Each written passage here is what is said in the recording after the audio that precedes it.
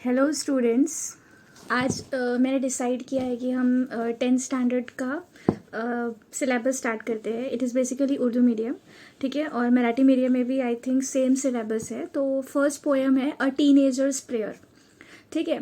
तो पहले हम इस पोएम को ऐसे ही स्टार्ट कर देंगे तो समझ नहीं आएंगे। तो सबसे पहले आप टाइटल पे थोड़ा सा फोकस करो, अ टीनेजर्स प्रेयर, ठीक है। तो टीनेजर का मतलब क्या होता है? जो हमारा एज टाइम पीरियड होता है that is start from 13 to 19। तो 13 साल से 19 साल तक का जो टाइम ड्यूरेशन होता है उसको हम टीनेजर बोलते हैं, ठीक है।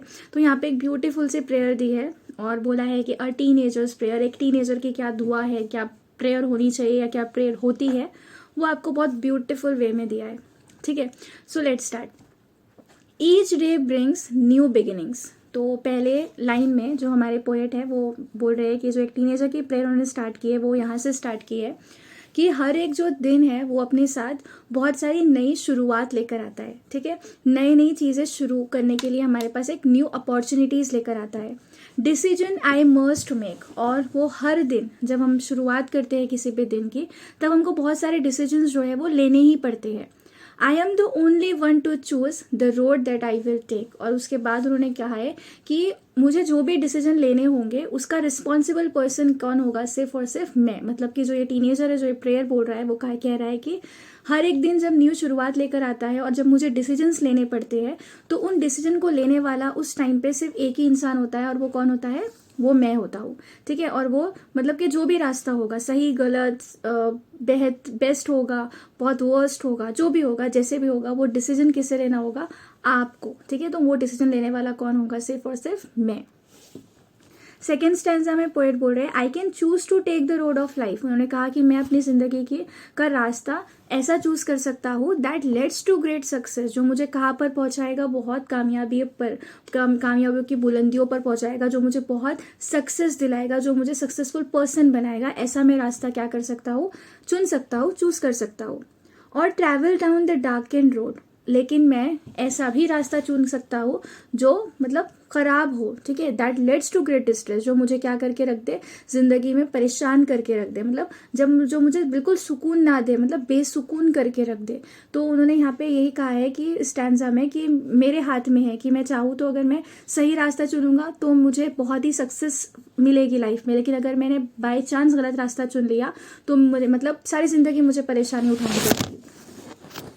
Please open up my eyes. उसके बाद उन्होंने कहा कि ये सब बताने के बाद उन्होंने कहा कि इसीलिए प्लीज़ लॉर्ड मेरी आंखें जो है वो क्या करो? खोल दो। आंखें खोना इन द सेंस इस वे में खोलना कि मुझे चीज़ें जो है वो कैसी दिखाई दे? बहुत क्लियर दिखाई दे। क्लियर मतलब कि ना साफ सुथरी, ऐसी आंखें मतलब मेरी इस वे में खोले कि मुझे पता चले कि कौन सी चीज़ मेरे लिए सही है और कौन सी चीज़ मेरे लिए गलत है। मतलब अगर आपके सामने दो रास्ते हो तो आपको ये समझ आना चाहिए कि कौन सा सही रास्ता है और कौन सा गलत। Help me stand for what is right, और मेरी मदद कीजिए कि मैं हमेशा किसके साथ खड़ा रहूँ? सही के साथ खड़ा रहूँ। Bring out the best in me, और मुझमें से हमेशा क्या निकालो? मुझसे मेरा बेस्ट वर्जन निकलवाओ, ठीक है। जो मेरी क्वालिटी है वो मुझे पता चले। ऐसे ये टीनेजर की प्रेयर में बोल रहे हैं कि ये प्रेयर कर रहा है टीनेजर। नेक्स्ट स्टैंजा में पोएट बोल रहे हैं help Lord to just say no. तो उन्होंने कहा कि मेरी मदद कीजिए कि मैं क्या बोलूँ? नहीं बोलूँ। क्यों नहीं बोलूँ? When temptation comes my way, मतलब कि अगर लालच, खराबी अगर मेरे अंदर आ जाए तो, और मेरे कुछ गलत करना चाहूँ तो मेरे अंदर से ही आवाज़ आनी चाहिए कि नहीं, मुझे ये नहीं करना है, ठीक है। That I might keep my body clean and fit for life each day. और फिर उन्होंने कहा कि मैं अपनी बॉडी को हमेशा क्या रखूँ? मैं क्लीन रखूँ, और हमेशा मैं हर जिंदगी का जैसे जैसे लम्हा गुजर रहा है मैं किस तरफ बढ़ूँ? मैं अपने आप को फिट बनाने की तरफ बढ़ूँ। मैं कैसे बढ़ूँ? अच्छाई की तरफ बढ़ूँ। मैं मतलब आज के मुकाबले में कल और अच्छा बनूँ, ऐसे उन्होंने कहा। लास्ट स्टैंजा में पोएट पूरा कंक्लूड कर रहे हैं पोएम को कुछ इस तरीके से कि when my teenage years are over, जब मेरे टीनेज लाइफ जो है वो क्या हो जाएंगी? खत्म हो जाएगी। I know that I will see, तो मुझे पता है कि जब मैं उसको देखूंगा, अपनी टीनेज लाइफ को देखूंगा, that life is live its very best, तो वो बहुत ही अच्छी होंगी with you walking next to me. अगर आप मेरा मतलब पूरे टीनेजर में अगर आप मेरे साथ होंगे, आप मेरा साथ दोगे, तो अगर मैं पीछे मुड़कर अपनी टीनेज लाइफ को देखूँ जब वो ख़त्म हो जाएगी तो मैं खुश होऊंगा कि मैं जैसे जीना चाहता था मैंने वैसे ही जिया, और वो लाइफ जो है वो काफ़ी बेस्ट मुझे लगेगी।